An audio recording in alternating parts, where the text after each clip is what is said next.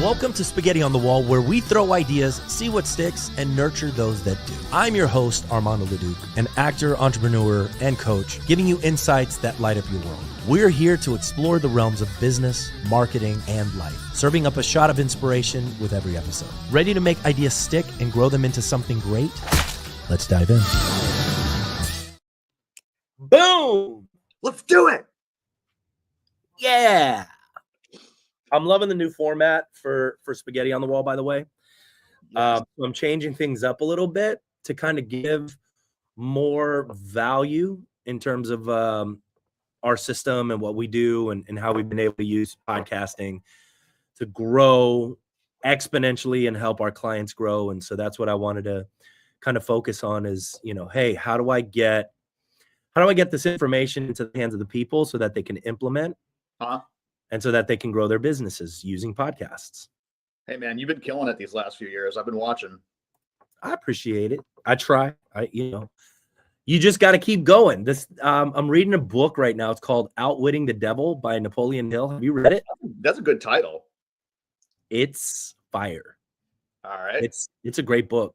And it's so pertinent now more than ever in terms of how people just operate out of fear all the time.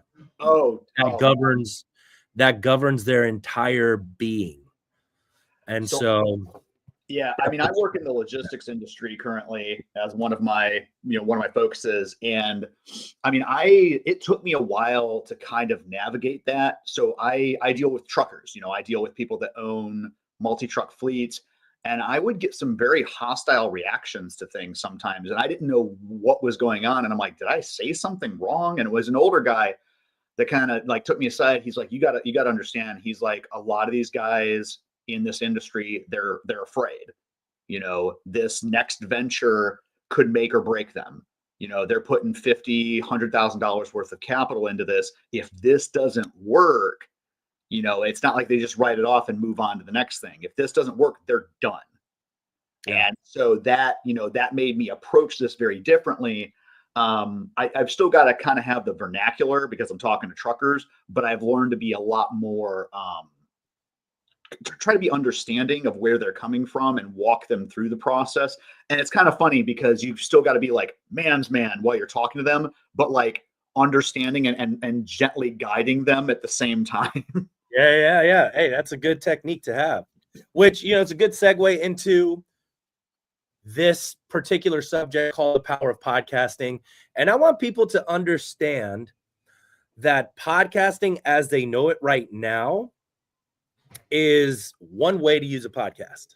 Okay. Right? And I think most people, when they think about podcasting, they think about who's going to watch it. I'm going to put it on Spotify. I'm trying to get as many viewers as possible. Right. I think that's pretty much everybody's thought process and perspective on a podcast. Right. Yeah. Which is probably why they're like, oh, I don't really want to do a podcast. It's saturated. Nobody's going to watch it. And here's the deal. Nobody's going to watch your podcast at the beginning, right? Like nobody. It's right. Okay. That's not why you're starting the podcast. So I want you guys to take your glasses off, right? Put them down. And then I want you guys to put on these other glasses that I'm about to give you so that you guys can see an entirely new way on how to approach podcasting, make it monetizable so that you can continue doing it, right? And so that way you don't just make 10 episodes and then stop. Because most people, the statistics, and I don't really know the statistics, and maybe we can do a deep dive into that. But like, I think statistically, most podcasts don't go above 10 episodes. Really? They just don't, right? Like most podcasts, they just die right at 10 episodes, and then they just don't keep going. Why? Because it's a heavy lift. It is a heavy lift. However, if you can use the podcast on the way I'm about to show you, put on the 3D specs. You're right. You're going to be able to, and I'm glad you said 3D because I call this the 4D strategy, right? Okay. It is a 4D chess strategy when you start thinking about podcasting the way I'm going to present it to you, right? So who are we talking about? Who are the people that specifically I'm talking to in order for them to really leverage this. I'm talking CEOs, I'm talking visionaries, I'm talking people that have something to sell, people that have something to offer. This is not necessarily a lifestyle and entertainment strategy. It is more of a, how do I use it to find the right people in order to create referral partnerships and close deals. That is what we're using podcasting for. It is strictly a top of the funnel lead magnet so that you can connect with the people that you need to connect with so that you can close deals. So that's who I'm talking to. If you're trying to do a podcast for entertainment purposes, that is awesome. Continue doing that. This is not for you. You can stop listening. You can stop watching. You can stop reading right now. This is not for you, right? But if you're an attorney, a CEO, somebody that's trying to grow their business, and they're like, hey, I've always wanted to start a podcast, this is for you, okay? So let's talk about pain and problems. I love pain and problems because people don't move unless they have pain and unless they think they have a problem. Otherwise, no change is going to happen. So what is the biggest problem? What do you think the biggest problem is when it comes to podcasting? Podcasting, I mean, obviously, the first thing that would pop into my mind is a lack of audience. Okay. Or I'm sorry.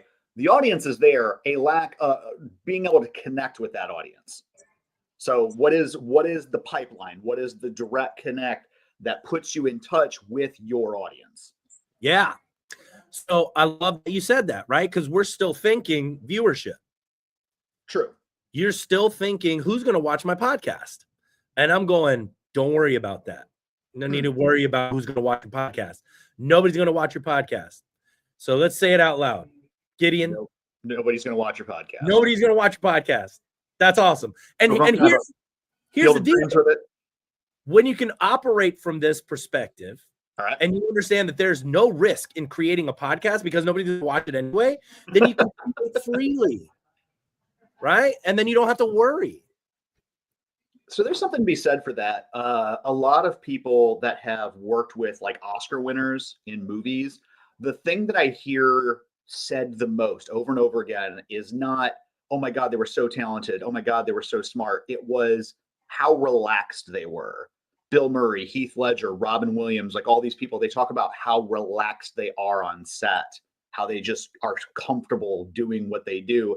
And like you said, if you start off with an audience of one, you know, and just create what you want to create and are like, you know what, nobody's watching this anyway. What do I have to lose?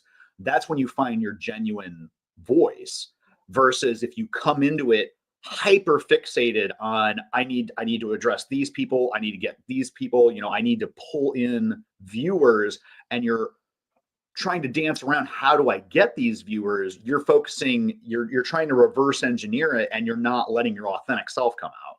That's absolutely correct. And so when there's a really good book that I think everybody should read, it's called The Artist's Way by Julia Cameron. And she really talks about, you know, everybody has this artistic side to them, but they're so caught up in the editing process and they're so caught up in judging themselves before they create that they can't create. There's two steps. There's the creative process and then there's the editing process. And too many people are trying to create and edit at the same time. And you can't do that. It's just not possible. You just have to create and then you have to edit. Don't worry about doing one at the same time. So if we can put that hat on and we can go, hey, I'm just going to create. I'm not worried if anybody's watching this. Now I'm going to give you the strategy on how to create it and the best way to set yourself up, right? Like we don't want to just create a podcast willy-nilly. We definitely need to have intention behind it. And the end result is, yes, who is going to be watching this podcast, right? Like that is the end result. But if we're too focused on what it's going to look like on the back end, we're never going to get started. So it's sort of like, and I've helped people develop a couple of projects. I mean, I've got some projects that I've rolled out before, and you know, let's go back to the pain point. If you're worried about your audience is whoever has that pain point. So if your focus is who am I helping, what group am I serving, that's going to open up, so many doors for you, because you're going to start realizing, one, what content you need to be creating, and two, what content you don't need to be creating. And that's something as authors that we work on a lot is, and I don't think that's talked about enough in the creative sphere, is become hyper focused on what your story is, and then that way, what your story isn't, and all the other stuff that you need to cut away and get rid of. Sort of like movies that, the script goes through, 18 rewrites and a bunch of scenes get dropped at the end that were already recorded, because once you're looking at it and you have that aha moment of this is what the story is, this is the question I'm answering, then everything that's not that goes away. Yep. And people feel like, oh, but I'm limiting myself. I'm not giving myself room to just create. And it's like, no. You're creating something very specific that is going to resonate with people a lot more strongly than this thing that's very general and very vague. Yep. Because if the story is very vague, and you've said this before, confused people don't buy. So if you're not specific in your statement, then people aren't going to know what you're selling and they're not going to buy. 100%. Let me tell you what just happened in the last 3 months of my business. And I fought this forever. Like I literally fought this for forever. And that is, are we niching down? And when people are like, oh, we're niching down to visionaries and entrepreneurs, that's not a niche. That's not a niche. Right. And I've argued with people over and over and over again because they think that is. And they're like, well, it's entrepreneurs that make 5 million and up. That's not a niche. It's just not a niche. Right. And when we're talking about marketing and we're talking about who's going to watch this, we have to start thinking about, okay, what does that person do? And let's pick the niche. And when we, as a company, decided we're just going to go all in on legal, we're just going to work with attorneys, legal vendors. And we made that decision 4 months ago. We grew literally 1,287%. We grew 1,287% because we niched down. And that's here's incredible. The thing. It's insane because I was looking at my QuickBooks and I was like, whoa, I knew we were growing, but I was like, at the rate we were growing, I was blown away. And that's because we started purging everything, right? Right. We were working in crypto, plastic surgery, MSPs, haunted history tour, right? Like restaurants, this, that, blah, blah, blah, blah, blah, blah, blah. And so what was happening is, as the CEO of the company, everybody had to ask me where we are in the process for all of these different people. And so at every single step, I had to jump in and I had to solve problems for this person. I had to solve problems for that person. I had to solve problems. And so what I did was I was like, hey, we already know the legal industry, right? Like everybody in the company knows what we need to do with the lawyers. So if we did that, and I said, you know what? Okay, from now on, everybody else that comes in, we just have to say no, right? Because what's happening is if we say yes to this, we're saying no to all of this stuff.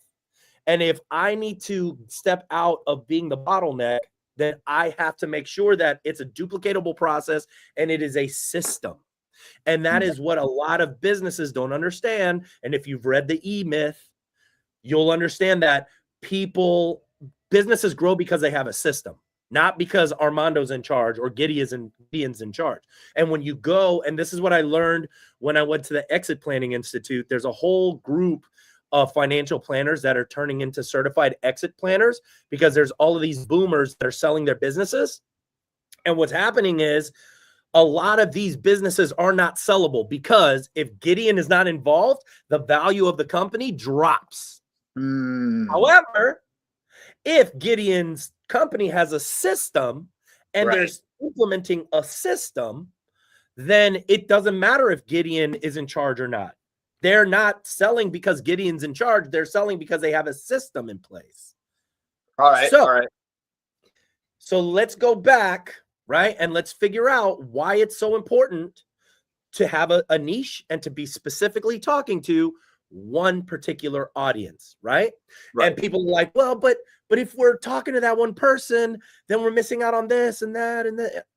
You don't need that many clients if you're focused on one. And I'll tell you this, even if we were to get every single one lawyer in the United States to work with us, we couldn't handle it. We couldn't handle it. That'd be a lot of clients. Yeah, it'd be insane. So we're just so jumbled up. A lot of CEOs have shiny object syndrome. They're just chasing things. And because they have no intention, they don't know where they're going. They can't point all of their resources and their team into one direction because they're giving their organization what they call organizational whiplash. Because and look, I'm saying this because I made the mistake. So learn from me, because I was doing this with my team. I'd be coming in and I'd go, oh, hey, we're doing this now. Hey, we're doing this now. Hey, we're doing this now. And we would get no traction because what was happening is I'm pushing them in so many different directions that they're just like, I don't know what to do. And it's very exciting on the surface level, but at a certain point, you've got to ask yourself, what is your focus? Is it to be excited or is it to grow? 100%. Are you wanting to just have new shiny things in front of yourself all the way across, in which case things are going to stay very surface level, or do you want to build up vertically? And the other thing is it's not saying that you have to do the same thing forever, but I mean, you might just have, infinite growth in that market. But once you've established yourself in one market and people know you and can rely on you, then you could add a secondary market if you want to. Be comfortable with established name. So good. Be comfortable with being boring, right? Like repetitive and boring and routine, and that's when things become streamlined. That's when you can really start focusing on how do I incorporate better customer service, right? How do I incorporate deeper levels of connection with my clients? Like all of those things will happen when you start focusing on the one thing and becoming boring with strategy over and over and over again. And that was the reason why we grew so quickly in the last 4 months is because we are now dialing in what we're going for and then eliminating the rest. So how does that come back to podcasting? I really want you guys to think about who your target audience is, because, and I can give you examples all day, right? Mm-hmm. Give me a niche, right? Give me a niche that we're talking about. Car dealerships. Car dealerships. Great. So if I was a car dealership and I wanted to start a podcast, right? Who's my target audience? Everybody that drives a car. No, that's not true. Absolutely not. So are you a luxury brand? Are you a truck brand? Like what kind of brand are you? And then when you're looking at the people that are buying those cars, then you understand, okay, when you're putting out that's why when you see a Ford commercial, you're watching a Ford commercial. When you see a BMW commercial, you're seeing a BMW commercial. Now, if I was going to start a podcast, I would start a podcast with the people that are driving those cars, right? So if I'm driving, if I'm trying to sell Ford, then the people that I'm contacting are truckers, truck drivers, construction, people that run construction companies, home services, right? And then I would just go after that niche all day long. Not to say that other people don't buy Ford, right? Obviously they do. However, what I'm going to do is I'm going to create a podcast, and I'm just going to talk to my target audience all day, every day, all day, every day, all day, every day.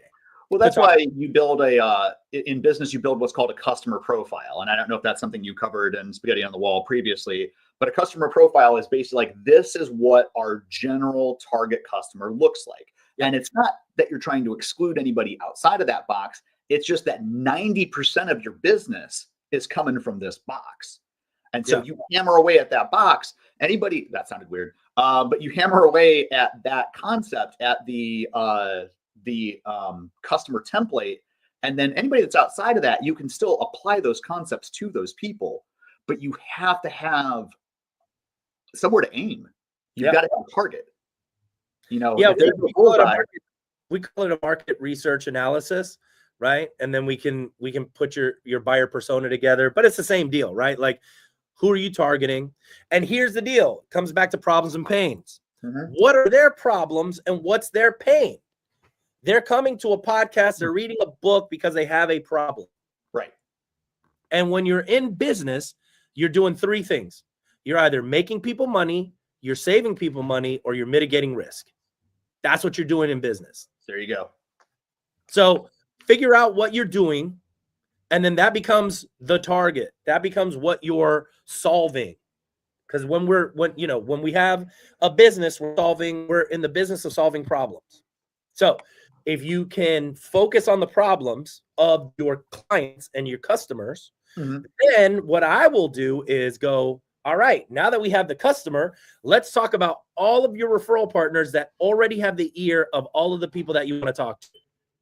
So, for instance, if you want to get into the plastic surgeon med spa space, right? And I'm like, man, my target audience are the plastic surgeons. I want to sell to the plastic surgeons. Yep. Then what I would do is I would start a podcast about med spas and plastic surgeons. I would invite plastic surgeons to my podcast, right? Because they're my leads. But then I would also make sure that all of the people that sell to plastic surgeons right now, all of the salespeople that are selling the creams and the equipment and all of the things that plastic surgeons are buying, chairs and whatever. All of those people probably have the relationships with the plastic surgeon. And if you want to fast forward your growth, I'm talking fast forward your growth. In the next 6 months, you will have a completely different business if you do this. Because what you would do is invite those referral partners to your podcast, create relationships with them so that they refer you business.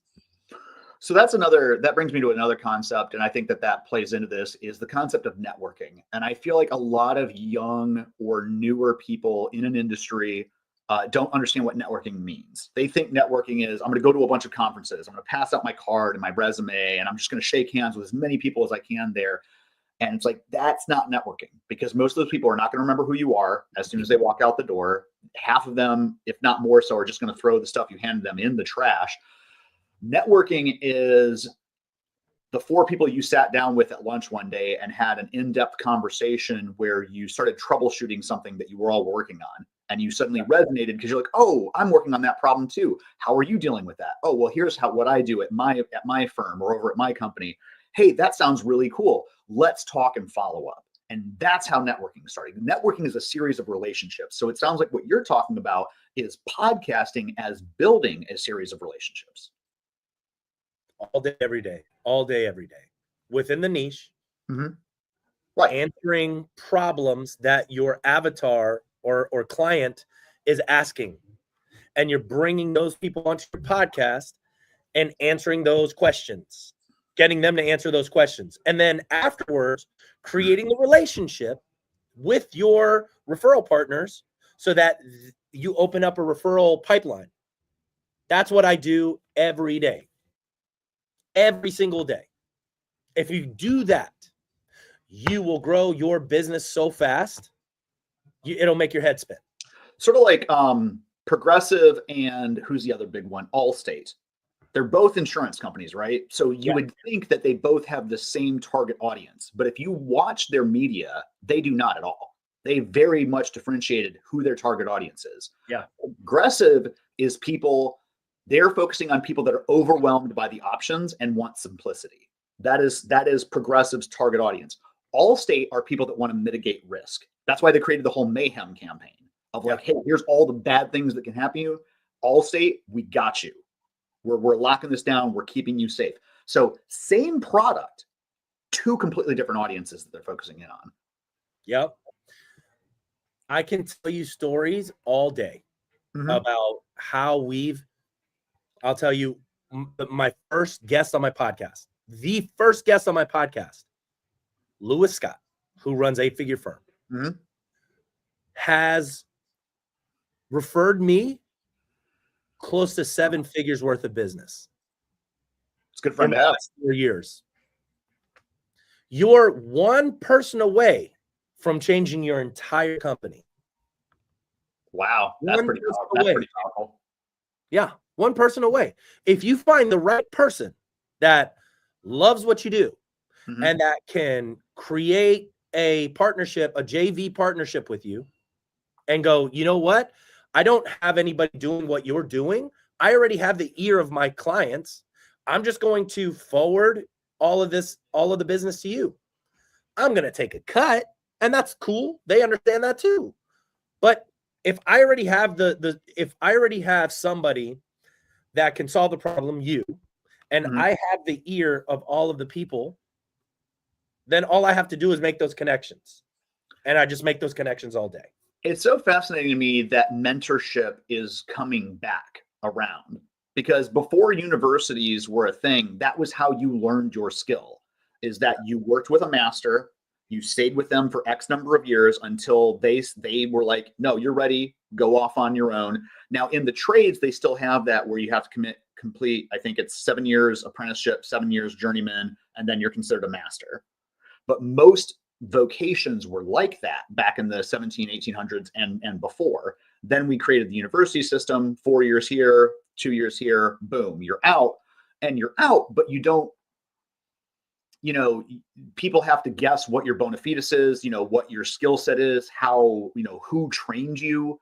Whereas if you've got a mentor, one, you're learning how they do it, and they're like, hey, I just did it, here's how it's done. And then two, now they've got a Rolodex of people that they're like, hey, this guy that I just helped train, they're legit, So it's just interesting to see us coming back to the mentorship, which is how it was done for centuries before the university system, which has kind of failed a lot of people in recent years, because people graduate and they have no idea what to do. They don't have any contacts, any idea how to get into the industry that they just studied for 4 or 6 years.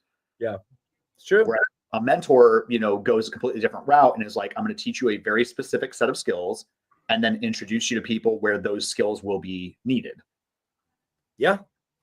I'll give you an example of how this has helped, not just me. I've got 2 guys in San Diego, Jeremiah and Brandon. They run a company called Louder Media. Okay. I was mentoring them individually. And then I said, man, you guys should absolutely meet, right? They meet, they connected. Now they're in business together, right? And I was like, guys, you have to create a podcast in order for you to create the relationships with the people that you want to sell to. They are about to hit 100K a month in revenue. That ain't bad. Give me 1 second. I'm gonna turn this on. There we go. A little bit better. All good. So what I'm telling you is that this process works. If you implement the strategy, it'll work. It's like Lewis always says, the speed of growth in your business is tied to the speed of implementation. If you can implement quickly, then you will grow. If you don't implement, you won't grow. And so you can sit around and you can pontificate and you can think about, and that's cool. Yeah. But if you want to grow your business and you want to take a strategy that's like, okay, I'm going to do this and this is the results because I just want to be consistent with it, because we know that in business, trust, authority is what sells the product. Yeah. That's what it is. Like they need to believe that you can deliver on what you're promising. That's it. And there's too many people focused on the ads and the ad spend and getting people into the door. And that's great. But then they spend an inordinate amount of time wasting time with tire kickers, people that are not interested, people don't know, and I'm like, why are y'all doing that? When you can just go to the source and find a person that already has your clients and like create the relationship with them so that they just feed you business. What's funny is I've started critiquing telemarketers. So I've been in sales for over a decade, and I mean, there's 2 awards right back there. I've got a bunch more in the closet, but I remember this guy was trying to sell me like a marketing publishing package for a book I had released, and I stopped him and I said, "Dude, we're 2 minutes into the conversation, and I still don't know what you're selling." I was like, "What are you doing?" And he started like stammering and stuff like that. I was like, you need to hone your pitch. You need to know what it is you're selling and who you're selling it to, because you don't know that right now. And you can't sell to me if you don't know what you're selling. And he started yelling, well, we do this and this and this and this and that. I'm like, that's great. I don't need any of those things. And you're not really honing in on anything. Nobody does everything. So figure out your pitch, call me back. And that's it. I mean, yeah, you got to duplicatable processes lead to scalability and predictability in your company. Mm-hmm. If you don't have a duplicatable process, you have nothing. Right. Well, that's why so many salespeople go off the BANT system. Not because it's the most brilliant system ever created, but because it's simple. It's simple and it's easy to go through. Budget, authority, needs, timeline. Establish those four things, put together a customer profile, decide if you're able to move forward with this person or not. Yeah. And so, again, coming back to in the sales process, a lot of rookie salespeople, and I've read so much awful literature claiming to train salespeople of like, oh, you've just got to hammer on and you've got to call them over and over again. You need at least 8-9 touch points with a person. I'm like, dude, if you're making your 8th or 9th phone call to somebody, and you still don't know where things are going, like, you can't be doing that with every single person. If you've developed a relationship, if that's a networking thing, that's different. But if you're cold calling the same person 8 times, like, you are just spinning your wheels for no reason. And that's why BANT was another good one. Is it's a qualifier. It is this person able to buy? Is this person actually a customer of mine or not? And if they aren't, that's fine. But I want to learn that as quickly as possible, so I'm saving their time and my time. Because if they're not somebody that can buy, or I'm not somebody that can solve their problem, we're both just spinning our wheels. Love that you said that, because at the end of 2025, wouldn't you love to have 52 people, because you're going to put out a podcast a week? Would you not love to have 52 referral partners that know exactly what you do, know exactly who your target market is, know who needs it, right? In the timeline that they need it, that they've already answered those questions for you, so that when they get to the call with you, they're ready to go. I got a referral from a client where the guy trusted my client so much that we set the date to shoot, and we didn't hear back from him for a month. And we just operated, right, as we do. And we showed up and we shot the stuff, and he was blown away. He was blown away because we were like, oh, wow, we created it, and we didn't even need him to be a part of it, except for just showing up on the day and doing the thing on the day. Which, I'll tell you what, as somebody that has had people try to sell me stuff over and over and over again, having people that aren't wasting your time is so refreshing. Yeah. Because I guarantee that was the experience he took away. One, I'm sure he was very impressed by the skill level and the professionalism, but the fact that he's like, oh, I showed up, we did the thing, and I left. Versus people that want to have meeting after meeting after meeting after meeting. And it's like, okay, where is this going? People stall out, or they're just afraid to ask for the close, and it's like, are we doing this or not? And at a certain point, diplomatically, you don't have to say it quite like that, but you've got to have that conversation. You've got to be willing to have that conversation. I know we're jumping back and forth between marketing and sales, but they're very interconnected. Yeah. And so if you're not willing to have that conversation of like, what is our timeline? What is it that you're wanting to do, and what is our timeline? And if you can't establish those things, then it's like, okay, cool. Good talk. Definitely keep our number. Would love to talk to you or work with you in the future, and then move on to the next person. Yeah. Marketing for marketing's sake is I hate it. I hate it, because marketing and sales are not intertwined and they're not speaking to another, then it's pointless. Oof. Then it's pointless. Dude, usually, I mean, you've got so many large companies that the marketing and the sales teams hate each other. Makes no sense. And that's the thing, is like, these two teams should be having regular meetings to discuss, the salespeople are like, hey, here's our pain points. here's the things that we are seeing. And the marketing team is like, okay, how about if we try X, Y, or Z but like so many companies, those two departments just don't talk to each other at all. And I don't understand that. Yeah. From a management perspective, like you should be having regular, like monthly, at least quarterly meetings where it's like, okay, where are we? Yeah. Agreed. Look at William. What's up, hey, Will.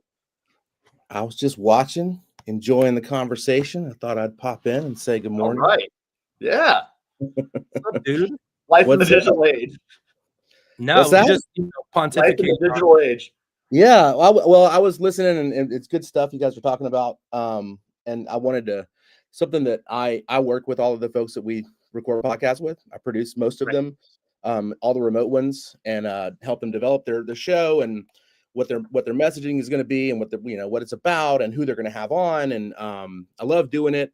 But one of the things that there's an added benefit. Yes, it's going to build your business if you follow the method that we have, but there's another benefit to it that I think sometimes gets kind of undersold. Is there's a real personal growth side to having your own podcast, like a massive one. We have people that'll come in that they're excited about doing it, but they're super nervous. And we record the first batch of episodes with them, and they are not usually very good. And we tell them that going in, like, this is going to feel weird at first, and you're going to be like, what am I doing?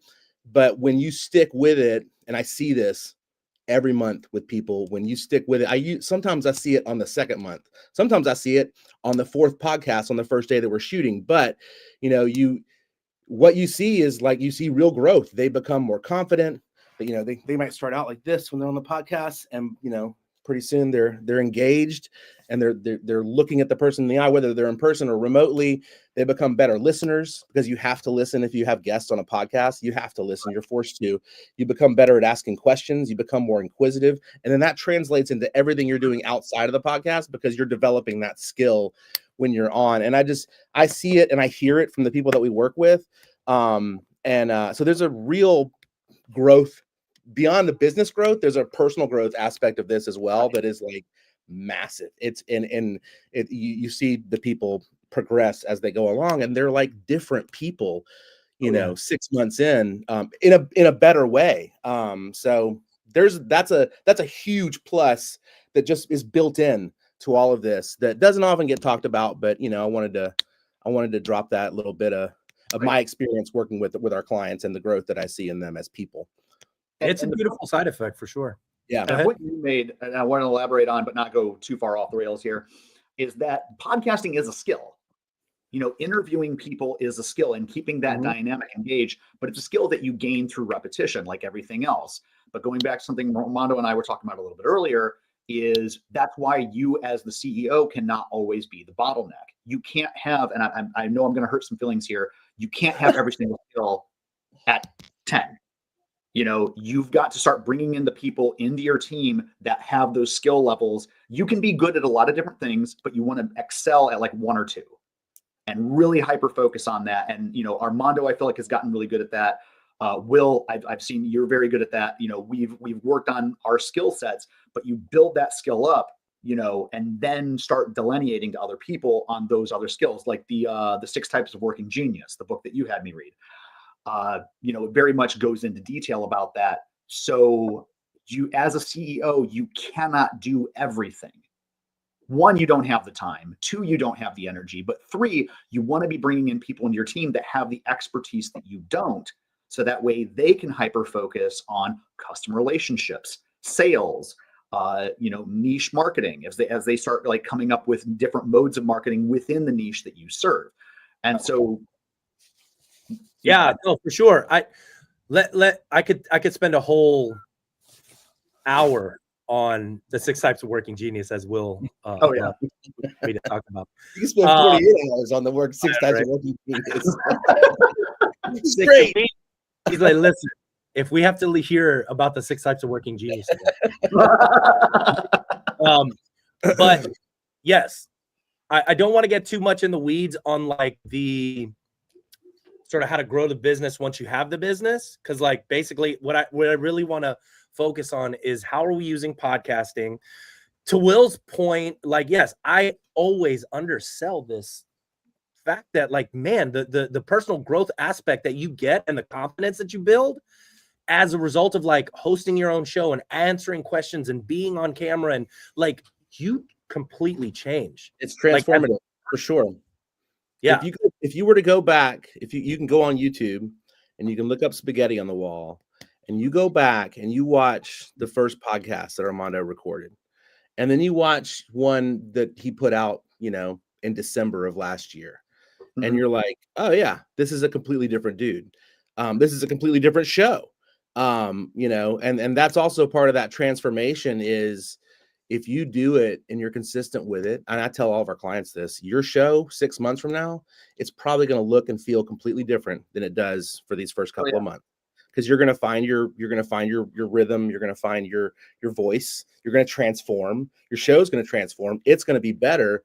And that's when that audience that you were talking about as a pain point for people coming into podcasting, Gideon, that's when that audience can come in, is when you are consistent with, and you do it for a long time, and you do find your voice, and you do find your messaging, and you're authentic, then people are going to find you. In addition to the people you have come on your show to build out your network, it all comes together. It is a long game, but if you play that long game, you will win in the end. So every single time. And with that, we got to roll, but I appreciate Will getting on, and Gideon, thanks so much for being here. Stay tuned, guys. I'm turning Spaghetti on the Wall into more of this value build content. So this is the stuff that we're going to be talking about, you know, podcasting specifically, how to use that strategy, how to be better on camera, how to do better interviews, how to find the right people, and how to use that to scale your business. So stay tuned. This is the new Spaghetti on the Wall, is the new approach. I appreciate y'all, and we'll see y'all next time. Bye.